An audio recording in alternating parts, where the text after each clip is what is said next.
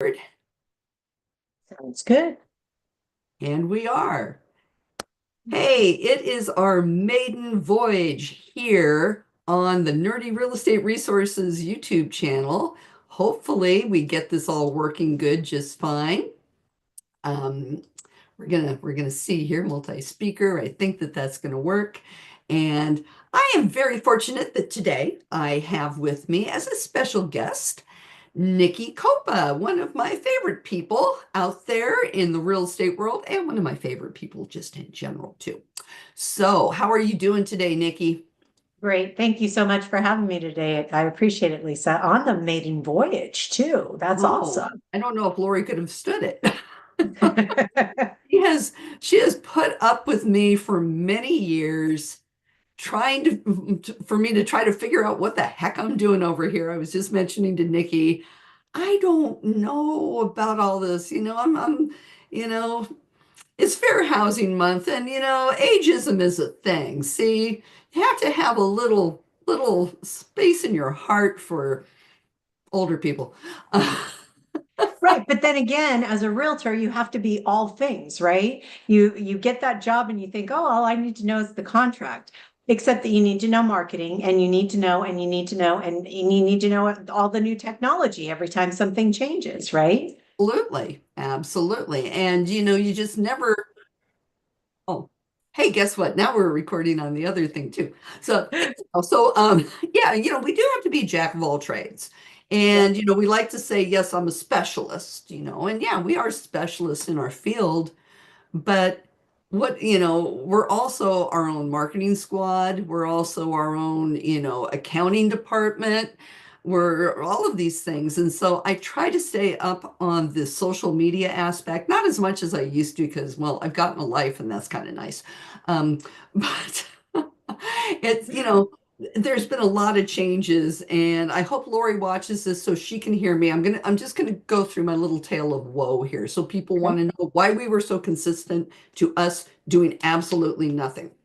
And it's similar to Stephen Thomas reports on housing. I don't know if everybody remembers a couple of years ago, he would have his Facebook lives and people would hop on his Facebook lives and everything was great. And then one day, the Facebook lives kind of stop. And then you have to kind of migrate somewhere else. Now, you don't know why the Facebook lives stopped because they never told us until we hit the button one day and it didn't do it because Facebook took away the ability to live stream to groups, which I think was a huge disservice to their users. And this was a great way for us to communicate, way back in the pandemic days when all this fun stuff first started. But it was a nice safe spot. We could have a closed group and broadcast. And the nerdy group, we're up to, I want to say 1,070 members. Wow. And our sister group, Deliberately Fair Housing, we're hovering about a little over 1,700. And so you got this good core audience, and you want to be able to broadcast to them. And then one day Facebook says, no, no, we're not going to do that. So they have it where you can maybe broadcast to a page, but you have to have 100 followers first. And then we tried YouTube. That was a real interesting thing because you have to set up a new channel and then you have to wait for it to season and then you pray that it works. Everything gets work. So we're going to find out today. And then we're going to post this on the Facebook group after. So I get to do a lot of cut and paste and move there. So it's not like, we didn't want to be here on Nerdy Real Estate Resources, Monday Morning Coffee and Compliance. And then we found out Mondays didn't work anymore. And so then we tried Thursdays. And then now we're on Tuesdays. And it's not late enough to really have a cocktail, but if you're on the East Coast, you can. Yes.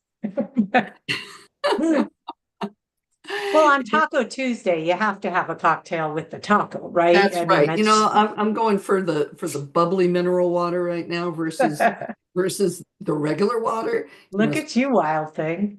Oh yeah, and then I can go to my big one. It's really quite sad. So anyhow, so that's my tale of woe to all of you. So you know what's been going on here. Technology hasn't been my friend. And plus, since I am a realtor and I do other things, I don't sit around and try to figure out how do you do your best live streaming. It's good to see I got some folks in the chat here on Facebook. Yay! Love it, love it. Awesome. John and Martine, thank you for being here. And Nikki, what have you been doing? What are you doing?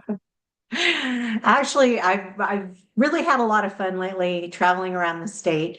I am a candidate for CAR treasurer for 26 and 27, and I spent a lot of time this year just traveling from area to area to talk to the actual boots on the ground members. What is it that you need from your association right now? And it's been really, really cool just to hear all the different things and the different viewpoints, how they do business, a little bit different in Northern Cal than they do down in SoCal. But even going throughout SoCal, I'll hear very, very different opinions. One of the biggest things that I definitely hear though is that guess what? We juggle a lot. It's really, really difficult to be a realtor and be good at all of these different dynamics. And what I heard more than anything is we need more things that are developed very specifically to support the boots on the ground member. And so I think that there were a lot of great ideas, just different things, demographic stuff, economic stuff. Here's a market update. A lot of it is we have those things. You were the chair of Business Technology Forum. We've got great things in the CAR website, Absolutely. except that they're really hard to find because the CAR. SmartZone is a huge help if you know to go to SmartZone. Exactly. And so it really was coming down to there's a lot out there that people are looking for that we have, but we're not communicating the message all that well. And so, you just talked about how difficult it's been to try and get a platform that works and a time that works for everybody. It's difficult. There's a lot going on right now, and you're not alone. CAR struggles with it, NAR struggles with it. Today, if you're a director for NAR and CAR, you had conflicting meetings all day long, and you had to try and figure out how to Zoom on the laptop while you've got it on the iPad, and then maybe your day job, you had to jump on another one. So it was, it is a challenge. And I think that finding a way to communicate with members, with like-minded individuals, is always going to be a bit of a challenge with everything that's out there. Absolutely. And that's so true what you say about the multiple meetings and you sit here and you're like, okay, I got my day. Like right now, I've got this list. See, this is my list of things to do in one day. And we've got a couple, I took out the trash. It's just like, yeah, I mean, it's so much. It's, where's my property profile for this new listing that I have to get, that I have to go figure out how many knobs I need to order for the kitchen cabinets. And then, I gotta figure this out. And is this going to work? And then, oh, I have my CAR meeting. And then what other meetings do I have? I don't know what other meetings I have. I mean, it's been crazy and it's hard. And for you to take the time out of your busy, busy, busy, busy schedule, because I know how hard you work. Nikki's really an amazing person if you ever get the opportunity to work with her, because man, I don't know how she does the things she does for all of the hundreds of people she has to do them for. But you know what? This gal is on top of things. And Well, thank you, Lisa. well, you are so welcome. And I really think I'm just going to say I'm a big Nikki supporter, and hopefully anybody who's out there nominating will vote for Nikki for our next treasurer, because you understand the difficulties that are going on out there. And, in fact, we had just gotten off of a CAR meeting and they were going through all of these bills that we're going to be talking about next week when we get into Sacramento. And it's AB 123 and SB 456, and then throw somebody's last name on. So now you can't remember the numbers that you just got. And it's so much. But as directors, we need to know this stuff, but not like that. And I think, the one thing that I think you would be doing that would be just so great is looking at the logical order in which these things should be done. Help Right. people advance through the ranks. How do we get information to our members? How do we be sure that we're serving all of our members the best we can? And, I know somebody had said, I want to run this like a business. This isn't a business, and it's an association, and those are two different distinct things. Well, and you're a brokerage owner. When you know it, it's always interesting because I managed retail stores in my earlier days, Mhm. and that you could really look at as a business because I had expenses, I had employees, I had rules, I had enforcement. I mean, it was very, very actually, if I look at it, very easy. There was a nice box that everything fit in. And one of the things that I don't think everybody really understands about what we do is that, and the joke is always that it's like herding cats. Well, it's because almost everybody that we work with is an independent contractor. And they could be an independent contractor for multiple different entities, Mhm. state of California. If I've got a broker's license, I can work for several different entities. So when all of that goes down, you've got people that are very strong-willed, that have their own businesses, that they're working then to try to implement any rules or suggestions from a brokerage, while also the Department of Real Estate, the Business and Professions Code. Oh, there's this thing called the Code of Ethics. How about agency law? All of these different dynamics when they signed up for, I'm going to run my own business and write my own rules. It just doesn't quite work that way. So it's always a difficult line to walk because people do want to be individuals. They want to put their own spin on things. But we have a lot of regulation, like you said, and it's always coming down the pike. A lot of the things that we hear about are our legislators saying, let's make a new rule and a new law.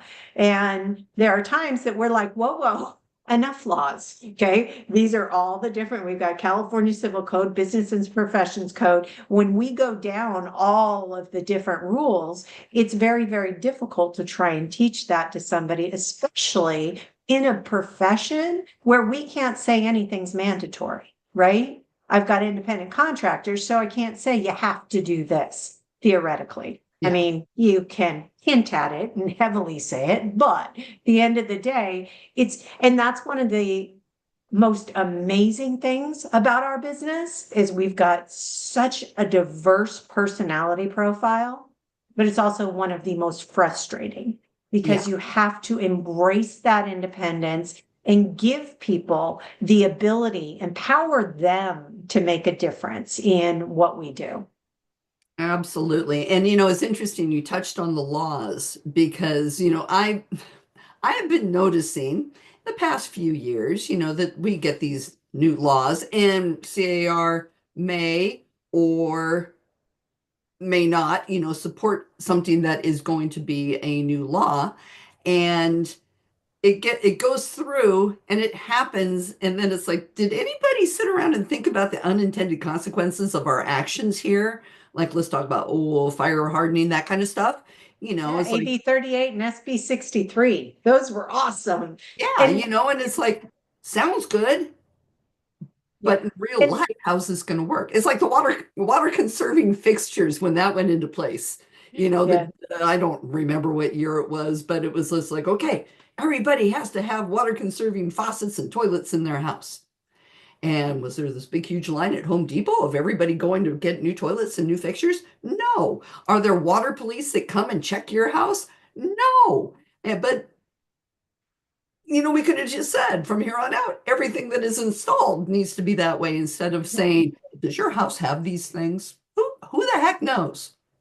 Well, and I think that's one of the things that CAR has had a longstanding policy against point of sale items, saying that when you sell your house, you must be in compliance with to close escrow, whatever it may be. When 2014, when we said carbon monoxide, guess what? It's a thing. Shouldn't breathe it. So we should all have little detectors in our homes, right? Okay. Came state law. But there was no enforcement mechanism. But all of these things oftentimes when these laws come about, the legislators want them to say, okay, so when somebody sells their home, let's make sure they're in compliance. And there are a lot of point of sale ordinances throughout our state. We're very fortunate right now that we don't have a whole lot down here in SoCal. But in Northern Cal, you've got a lot of them. And one of the reasons why CAR and their lobbying and advocacy, that's what we talk about all the time. Well, what that really translates into is that they're up there in their ears saying, if this is good for the person selling their home, it's good for everyone. So let's not just make it point of sale, because only a small percentage of our inventory turns over every single year. You need to make it a law for everyone. But then we have no enforcement mechanism really. But at the end of the day, we also don't have an additional point of sale item that we have to deal with from a compliance standpoint. Yeah. And it's an interesting thing because and not just our laws, it happens with all kinds of stuff. It sounded like a good idea, but you know what? The thing is we can always build a better mousetrap. And we need to be open to saying how can we tweak this law? How can we as an industry get behind something that needs to be improved? How can we as an industry within our association better manage our membership to help the people that want that path to state leadership get on that path to state leadership? I had seen, little bits and pieces of your speech your talk with California Association of Black Real Estate Professionals. And, it was interesting, a lot of people were really interested in hearing that you had ideas for making the path more transparent, where, I found it very interesting to hear from that group that they don't feel that leadership looks like them, and we do have to watch how we do select people for things. And then also too, nobody has a clear path. So I thought that was very interesting that people went that direction with that conversation, especially at a time now when we're all basically confused, touching back on fair housing. It's like kind of talking in a circle here. We've had a lot of information coming out in the past 90 days of changes within the new presidential administration, a lot of executive orders. And I have been extremely happy to hear people talking about the elephant in the room when we had our Fair Housing Day for CAR. And also we had a talk yesterday, and we did this for the How to Be Fair and Fair Housing event that RE Events puts on, about what does this mean to us as practitioners? What the changes are doesn't mean anything to us. And I found it was very interesting, because this is like in real estate, I didn't think that taking out the DEI out of government websites was going to really affect me, perhaps. Now, a good friend of mine, he's in a different business where there's a lot of government work, a lot of government contracts, a lot of government vendors, and all of the DEI on the federal government website got wiped out. But then anybody who had a contract with the federal government had to go through and wipe out their DEI efforts, and then their vendors had to do that, and so on and so forth, to the point where they were being asked, if you were registering for a conference, is DEI going to be discussed here? Because if it is, I can't go.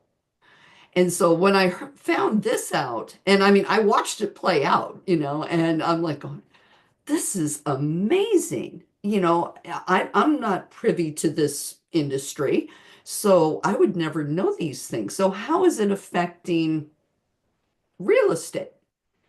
And I'm thinking, yeah, we're okay, even though, I know we were getting a little song and dance locally saying we got to wait until NAR puts something out because we don't know what we're supposed to do. And I'm like, okay, I understand that. But I clicked on a box for a fair housing toolkit, and it had a link to a HUD site. And I clicked the HUD site. It was to file a complaint. And I got a 404 page not found. And then I buzzed around a little bit, kind of talked about the complaint process, and then it said, oh, fair housing laws. Clicked it, 404, page not found. There's a big difference between DEI and laws. And I think it's really interesting now that we're picking up that conversation about how these changes are bleeding over into housing grants for first-time buyers and minority buyer programs, how this is going to carry over into funding for FHA or VA. What have you seen? Because this is hot, loaded stuff right now. Well, there's a lot of discussion out there about what's being cut. And, 65, I think, positions at NAR were cut regarding the actual DEI programs. And people got very, very upset. And because of those being cut, well, that the CEO then came out and said, wait, we're not getting rid of the programs. We're just being more efficient with how they're being run. One of the big questions that they asked me at CABREP was, what is my position on DEI? And I'll come back to what I say at my brokerage, what I say in any of the associations that I volunteer for. When it comes down to it, it's about what the members need. And if our membership needs and wants DEI programs in place, it really doesn't matter what leadership wants or what staff wants, because at the end of the day, we have to focus on the needs of our members. And for me, one of the things that I've definitely been hearing is people all throughout the state have said transparency is key. And if we had more transparent processes, then you wouldn't feel you wouldn't have that feeling of, I applied for something, she got it, I feel like I've been discriminated against and that it's unequal, because you never even knew what the requirement was. To me, getting that transparency out there is an important part to empowering anyone to get on a leadership journey. Become a broker, get your broker's license. There are so many different ways that we can be better at what we do, but without a path for that, without being able to see what that journey really entails, then how do you aspire to that? We're taught to dream when we're kids. What do you want to be when you grow up? Well, you gotta be able to know what that takes. Oh, I want to be a doctor, a surgeon. Okay, great. That's when your mom drops on you that, hey, do you know you're going to have to get your college degree and go to med school and do your residency? And you're like, ooh, Put your fingers into places you probably don't want to go, so you better check that out. exactly. So, but that information is available for other careers. And what about us? What about leadership and what we do? And what does that mean to you? And what is required of you to truly lead a membership driven organization? So I think that it really starts with transparency and being very, very real. This is what it takes to be a chair of this committee, to be in CAR leadership. There's no real path to that either. What I'm running for is the treasurer position. And everybody thinks that that's just me sitting there going over balance statements.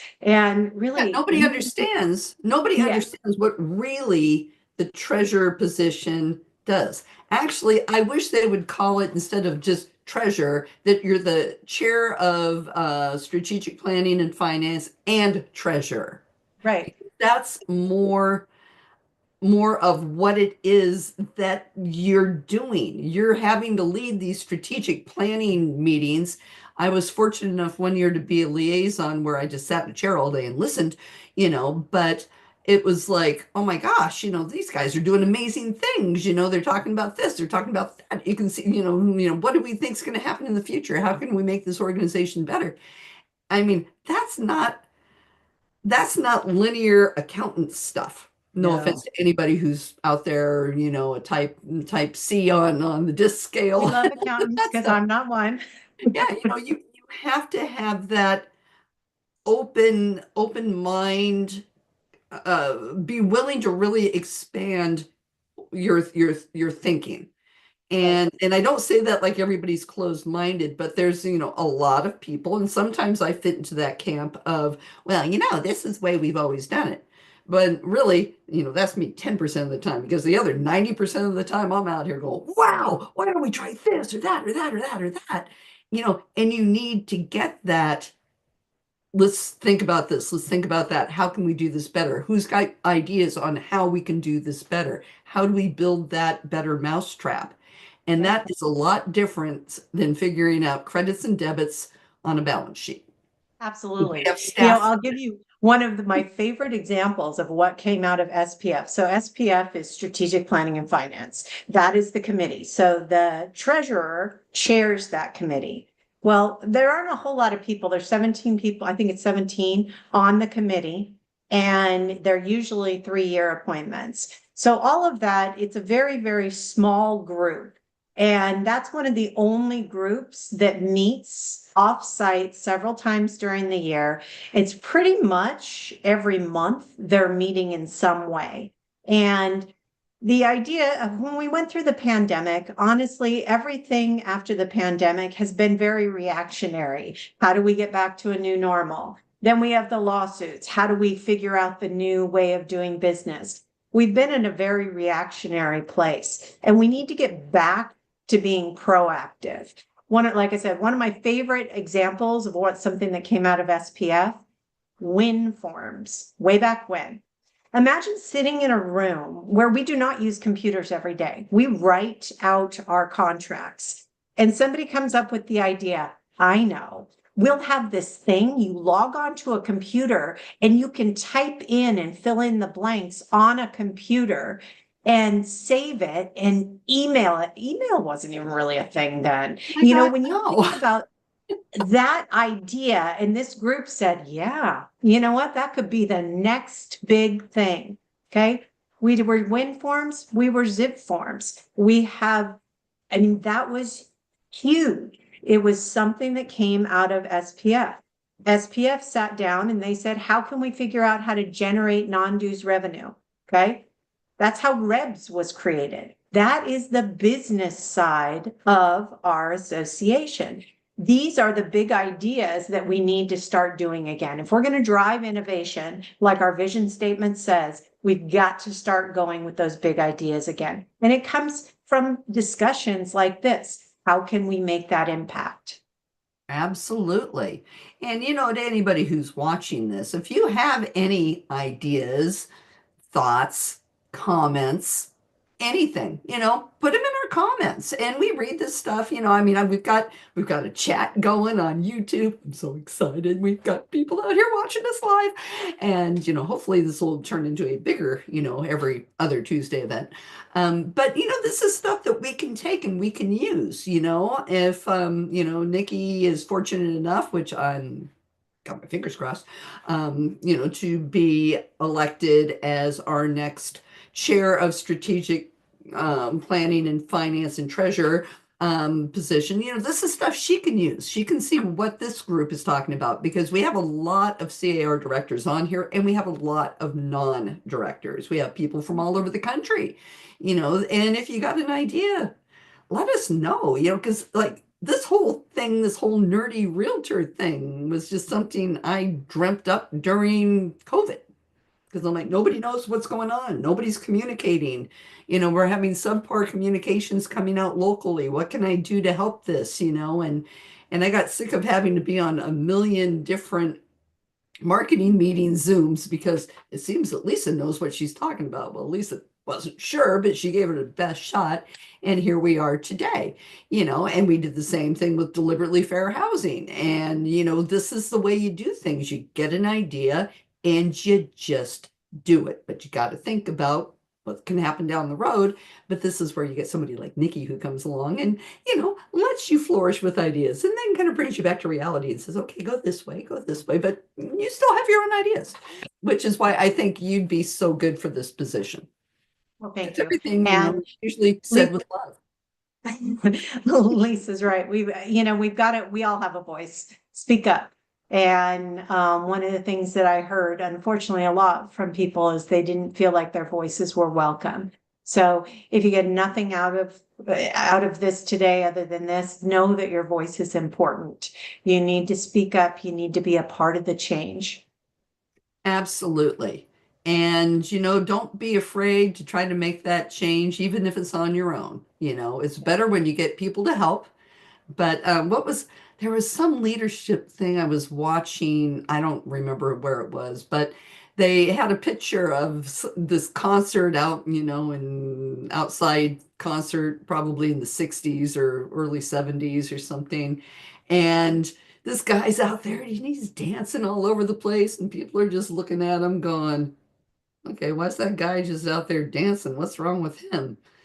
And then somebody comes up and joins him. And they both start dancing together, and then other people see them dancing, and then there's this huge group of people all dancing. And the message was, it's important to be that one guy dancing, but even more important, it's the first person to join and say, I see where you're going, and I want to do this with you. And then when people see that, then they all want to come about too. So, you know what? If you have to be the first guy dancing, go for it. But if you see somebody out there, be that second guy, because that's going to be the most important position. Absolutely. That's what ignites the passion. And that's what makes our community so fun. Yeah. We have a question in our comments. All right. And this is from Sean Hillier, who says hello. Hi, He Sean. says, with sales at approximately 30-year lows, are there any discussions of new compensation models for agents, i.e. upfront retainers, hourly pay for specific services, etc.? I think this is one we're going to have to tread lightly on. But, what's your thoughts, Nikki? Well, the first thing I'd say is that our independent contractor status, we had NAR that helped create that for us nationwide, right? Helped keep it intact over the years. Well, it has very clear outlines. So if you start taking retainers or you're doing hourly or service per item, then what ends up happening is you're going to put that at risk. If we put that at risk, then that changes our entire business model in the state of California. So from what I've heard, when the original conversation started about buyer agency, will we have people out there that are charging per thing that they do? One of the things that I heard on the legal calls that I was on is that wouldn't be something that would happen in California because AB5 has some very specific carve outs for us to make sure that we're protecting independent contractor status that would absolutely be in conflict with a lot of that. So as we have the ability to maneuver a lot of things, that is one thing. Some of those items that you asked about, those would impede us being able to stay in that nice protection bubble that AB5 has for us. And also, too, I think on the upfront retainers, correct me if I'm wrong, but I think the DRE basically says we cannot collect fees upfront. Right, there's advanced fee directives, and you can sign up and get approved to take advanced fees. And it was funny because I had one of my agents ask me once, can we do this? And I sent them the directions on what we'd need to complete to be able to take advanced fees. And it's literally like 20 pages. And if you've read DRE forms, one page is tough, but you get 20 of those things. It's pretty intense. So, like I said, because of our other regulations that we have here in California, I don't see that happening. But, it's not, I've been wrong before. I don't see it happening in California first, but I think you'd see it in some of the less progressive states first. And that would tell us, okay, we may see a bit of a shift. And as always, talk to your attorney because they'd be representing you in court anyhow if it didn't work. So, Yeah, absolutely. But it's a good question because we are in an interesting time. I mean, I don't think anybody went into 2025 this year thinking rates were going to go back up over 7% and consumer confidence go in the toilet and various other things happen. This has been an interesting month. April has been, and I mean, I'm seeing shifts in business not so much business itself, but the environment. Are you seeing anything like that, Nikki? Oh, absolutely. Well, and I think that what I would say is we can be a part of the solution. We are immersed in our neighborhoods, right? We are boots on the ground. People trust us. We talk to people every single day. The news loves to, if it bleeds, it leads. So when we talk about consumer confidence, if you talk to one person today, okay, and we have over 200,000 realtors in the state of California, if we all had that one conversation today about, hey, actually, if you're a buyer, this is a great time because you're not fighting with 17 other people for that same property. And we will get there. Right now, people with the tariffs and all the different conversations, when people are unsure about what tomorrow will bring, that's when they're, quote unquote, not confident. So they'll sit and they'll wait. And then everybody tends to get about confident around the same time. And then that's when you have 17 offers on a property. So, getting the information right up front. There are lenders all over the place right now that'll help you do a buy down, okay, temporary buy downs. There are lenders also that are doing free refis for the next 3 or 5 years. If you've got a good reputable lender, they may be offering that same thing. One of the things that we know is that we are not going to sprout new inventory tomorrow.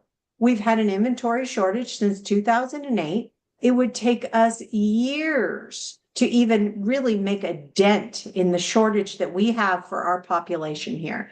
So when we look at it, oh, prices could go down. Well, yeah, they could. We could have a typhoon here too, but I don't think we're gonna, Well, so we we did have have that to one hurricane, but yeah, I don't know about you, but tornado warning. I I was was in I was out to dinner in Newport Beach during that hurricane, and it was great All because right. 80% of the people canceled their reservations, and we had really good service. Okay, so I'll say we could have a blizzard. How about There that? you go. That's All right. better. Okay. I mean, it could happen, but when we're looking at this stuff, we can be a part of the solution. Don't be quiet. Don't just read what the news says and say, oh, they're scaring people again. You talk to them about the dynamics. You're a buyer. Why are you saying I'm going to take a few weeks off? Why? Because if you're doing it and other people are doing it, then guess what? You wouldn't have to compete on that property, which means you're going to get the best price possible. And you're going to get some terms. Right now, sellers are nervous because their property is not selling in 3 minutes with 17 offers on it. And so this is the time to lean in. Anytime there's a quote unquote crisis, you can look to see the positives. But we need to speak up. Don't sit at home, read the article and go, oh, that's a bummer. Speak up. These things, YouTube channel, Facebook, did you know we are the experts? We need to talk louder than the media. Absolutely. And you always have to have your tools in your toolkit to do that. Like while you were talking, I'm like, oh, let me see where mortgage rates are today. Going on to my favorite app in the world, Mortgage News Daily. It's bouncing around, but not as crazy as it's been. Yeah, So it is definitely, I think it's good to be up on news, but not to the point that it paralyzes you. And absolutely. you have to understand, things aren't doing what things should do. I mean, let's be perfectly honest. When the interest rates went back up, and we all need to admit we are never going to see probably sub 4 interest rates ever again because that was artificial because of COVID. We're never going to see that again. We hope because it would take something like COVID. But they had to make up ground. So, now we're up here, bumping 7 again. Well, 6 is the average mortgage rate. Right. We all just kind of have to get our arms around it and understand that and understand how the market works. right now, not necessarily the best time to try to describe how the market works because normally rates go up, prices go down. Well, that didn't happen when the rates went up. Rates went up, prices went up. Okay, so we defied one law of economics. The past couple of weeks, the 10-year was going up when the stock market was going, wait a second, 10-year was going down when the stock market was going down, and then 10-year went up because of whatever was going on, which, depending on what news source you listen to or whatever. And then you would think interest rates would be bouncing along with it. No, interest rates are just doing what interest rates are doing because the 10-year is going to do what the 10-year does. And if you have to explain this to somebody, good luck. I mean, you need to have a basis for being able to tell your clients what the market should be doing, and what the market is doing is, right now, hopefully things stay quiet. I'm checking the news right now. Trump says he doesn't want to fire Jerome Powell. So maybe that's going to calm us all down this week. Maybe our rates can come back down a little bit where they were, maybe back into that 6.6, 6.75 range instead of the 6.98 to 7.1. I think that it's just, this is a wild ride. Enjoy the wild ride. That's all I can say about that. I mean, I don't enjoy a lot of it, but at least I can talk intelligently about it. So it's good. Educate yourself. Go on to, the internet and look up 10-year bonds and learn about those and learn about how the interest rates correspond with those. So you can have that good, intelligent conversation with your really smart clients that are going to say, wow, you know your stuff. Right. Well, and you can also focus on the why. I mean, we get so caught up. There's so much noise these days. You cannot get up without having 10 texts, emails, calls, whatever. Everything is everywhere. That's why our attention spans are so short these days. Anyway, so when we look at this, you've got to remember to keep them focused on their goal. Most people, when they buy a home, they're not saying, I would like to buy a home because I want a 5% interest rate and blah. They want to buy a home because they want the roof over their head. They want to build memories. They want to invest in their future, build generational wealth. Find out their why. Because guess what? The rest of this, all is just noise then. If we're taking them to, if I'm building generational wealth for my family, then I needed to buy yesterday. It's just the way it is because this is paradise. And unless we break off into the ocean, because everybody says at some point California will, but then we're going to become an island. Then we're going to become an island. So then I'm like, okay, well, that's just going to be even better because we'll have water on both sides. So, we do live in paradise and prices continue to go up here. Affordability's been an issue and inventory is not increasing. So with all of that being said, look into the why. Why do you want to buy a home? And what does the interest rate, how does that change that? Okay. You could, if it's just the payment, look at a buy down. You've got sellers right now willing to finance a buy down. It's better than a price drop for them.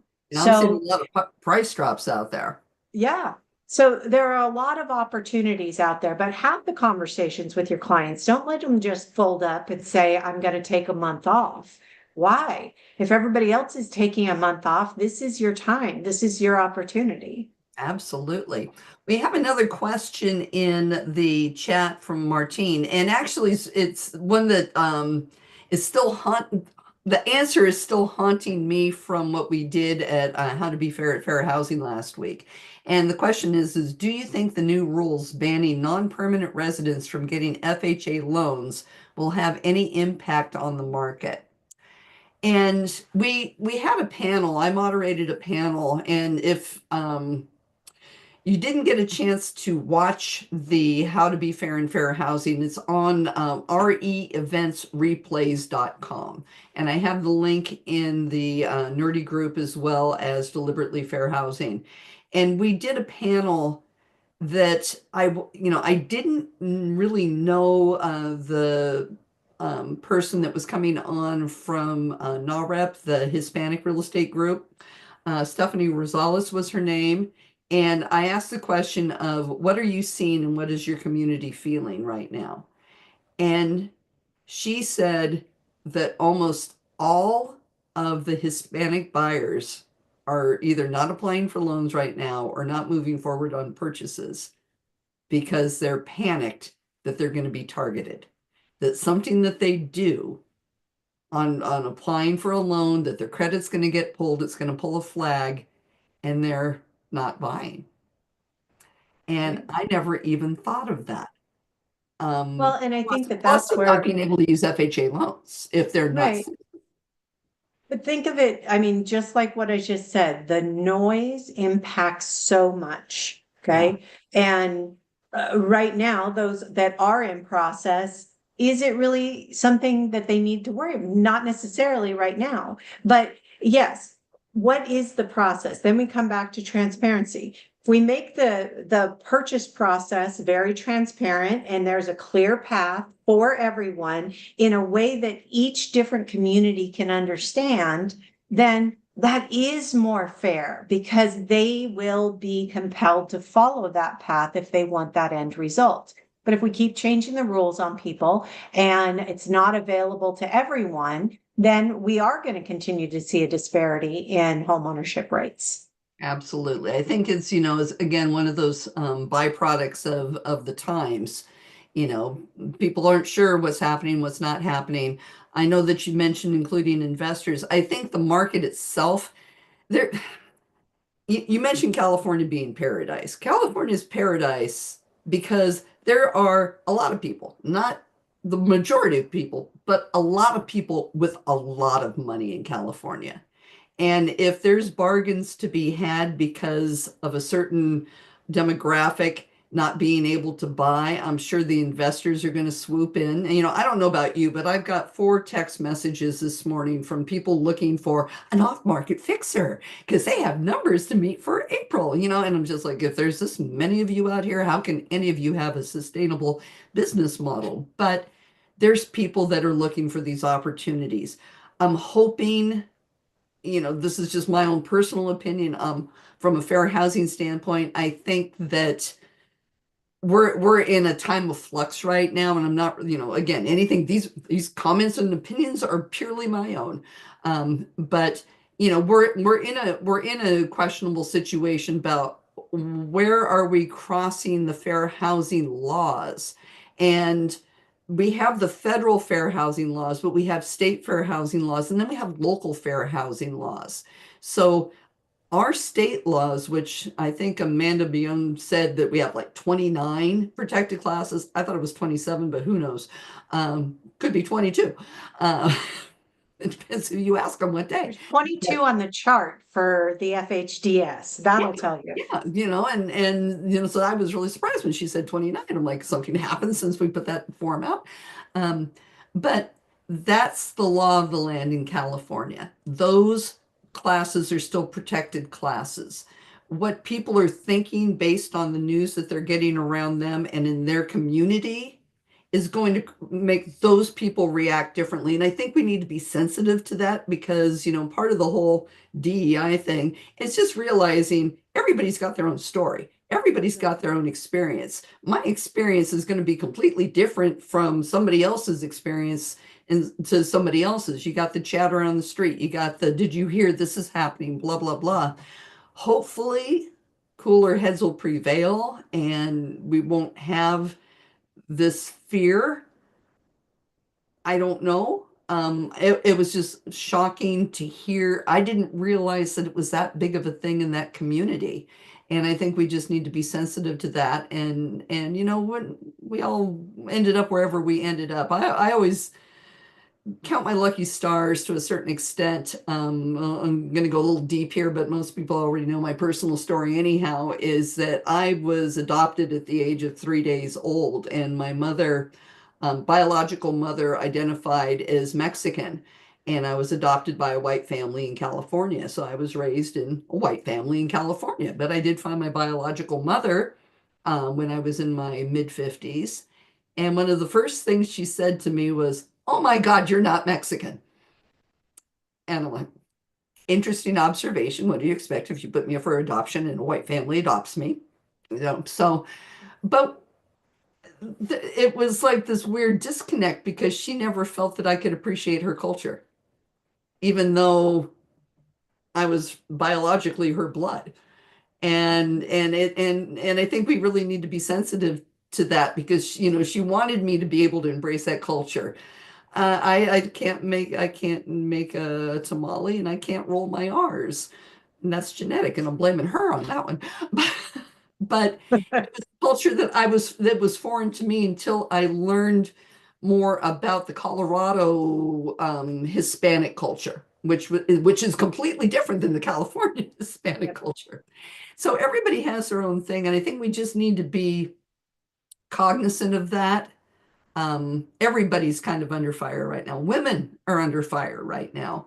And you know what? I'm sure, Nikki, you feel the same way I do. I don't look at myself any different than a man any other day, except for I can have a baby and a guy can't.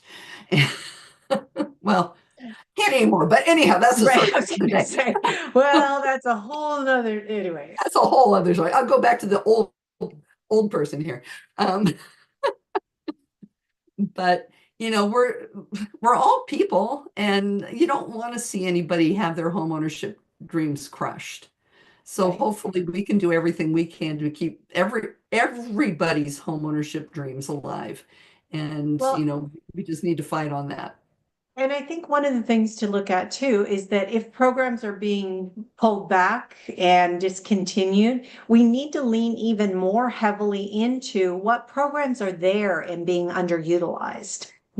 One of the things we talked about, everybody's talking about this market being so slow.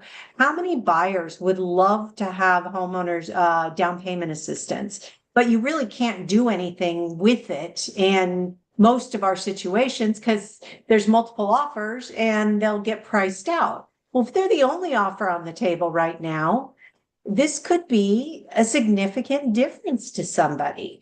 And when we lean in, whenever something's taken away, I think that it would be great if we could lean in a little bit more to find the other things that could be more utilized after that. There are a lot of down payment assistance programs that are out there, like I said, that aren't being used. So let's look at those. Let's talk about them a little bit more. Let's make them so that they're not so misunderstood. As a seller, okay, I look at those and go, oh my gosh, that means I'm going to have to jump through so many hoops. So let's educate sellers that you don't have to jump through hoops. It doesn't mean you're going to have a 90-day escrow. Okay. You do not have to clean, whatever.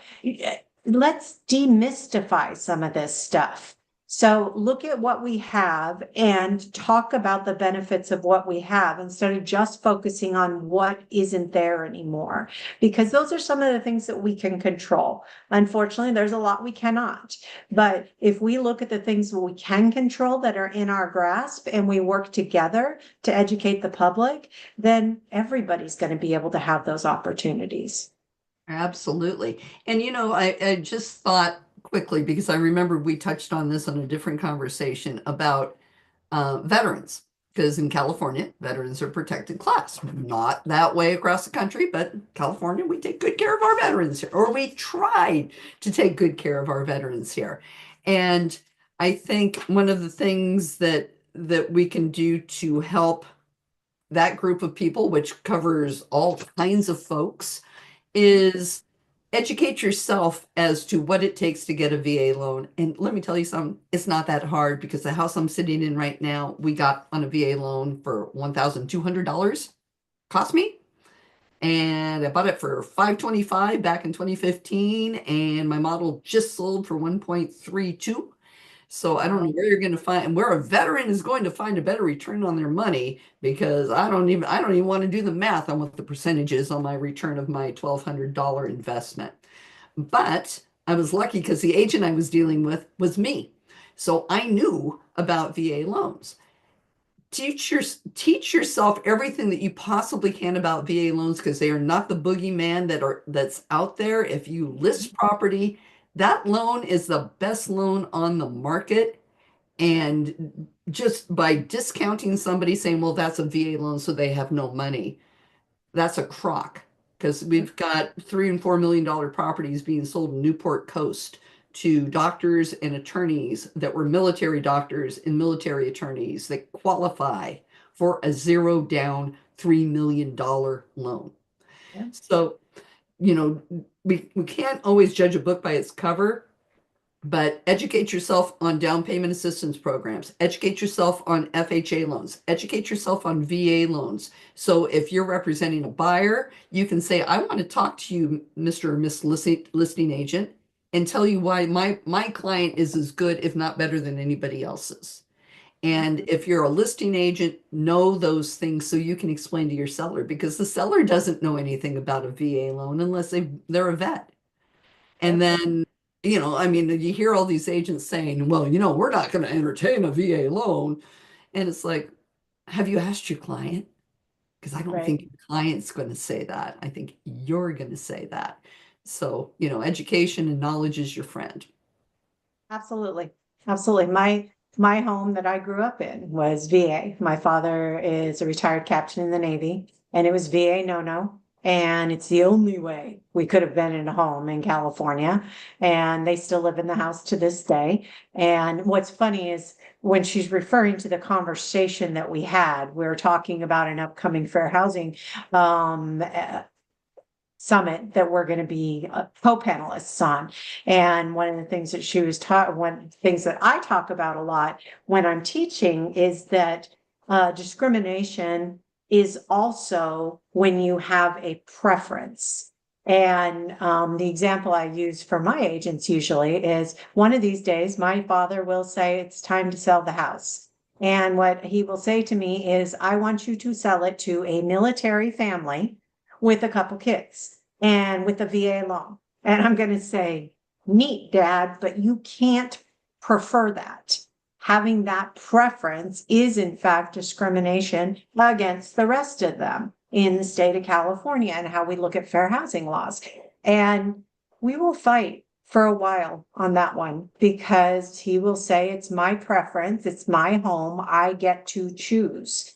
And I think that that's where we kind of get into some of these things where people don't see it as, my father would never see that as discrimination. No, Okay. he thinks Because he's doing it's the right thing. exactly. But those are the things that the aha moments as you're educating yourself more where you go, oh, okay, you're right.